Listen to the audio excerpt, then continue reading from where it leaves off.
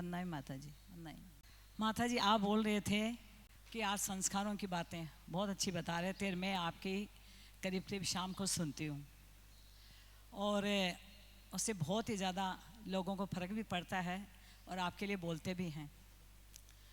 और माता जी, मेरा जीवन तो मैं आज से 40 साल से आचार्य विद्यासागर जी के सानिध्य में एक महीना साल में 4-5 बार मेरा जाना आना रहता था। और आज जो मैं जिस स्थिति में पहुंची हूँ, आज माता जी उन्हीं का आशीर्वाद है। उन्होंने सारी हर कलाएं, एक एक चीज़ उनसे हमने समझी और जीवन जीने की कला सीखी। और जो भी जीवन में अपन कर रहे हैं, घर घर से चलाना, परिवार, सारा आचार्य जी के पास रहते थे और गुरुओं के पास माता जी के प्रवचन सुन सुन के कई चीज़ की हमने उपलब्धियाँ करी।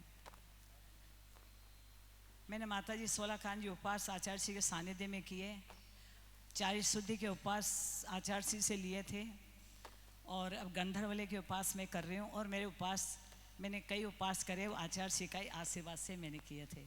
सबसे बड़ा पहला अधिकार तो मेरे परिवार का माना माता जी। आज अगर परिवार साथ नहीं दे तो क्या कर सकते हैं? महिलाएं पहले आप बताओ क्या कर सकती? कुछ भी नहीं कर सकती।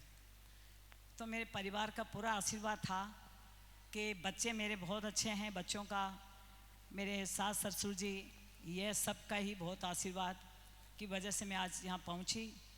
और मैंने प्रतिमाएं जो धारण की, वो आचार्य जी का आशीर्वाद बहुत बड़ा रहा और बहुत ही आनंद के साथ मैंने ली थी। तो मुझे आज भी इतनी अच्छी उपलब्धि होती है कि वो तो चले गए, लेकिन मैं तो कोई भव में उनको नहीं भूल सकती।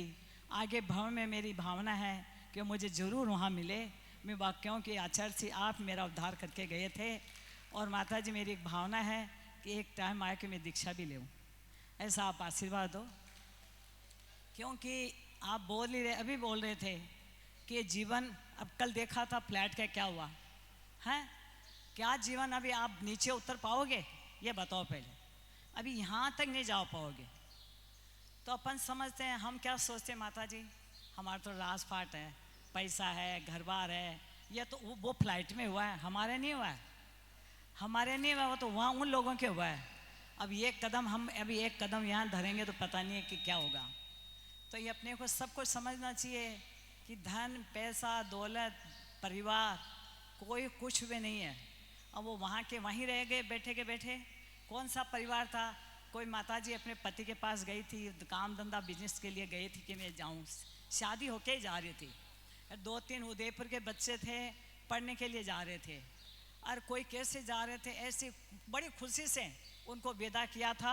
और वो वहाँ की गाड़ी माताजी वो छोड़ के शायद एयरपोर्ट के बाहर ही नहीं निकली होगी और ये घटना आ गई, वापस गाड़ी आ गई और इतना बुरा हाल। कल मैं तो 1 घंटा माताजी बैठ के रोई थी। इतना रोना आया उसको देख देख के कि भगवान क्या कर रहे हैं हम, क्या जी रहे हैं इतनी ज़िंदगी, कितने के घर उजड़ गए और कैसे बिलख रहे होंगे। तो अपन को ये पैसा कुछ भी नहीं है। धर्म ध्यान करो, त्याग करो, तपस्या करो, माता जी के चरणों में आके कई चीज़ें सीखो तो अपना जीवन सुधरेगा। ये तो कुछ भी नहीं होगा।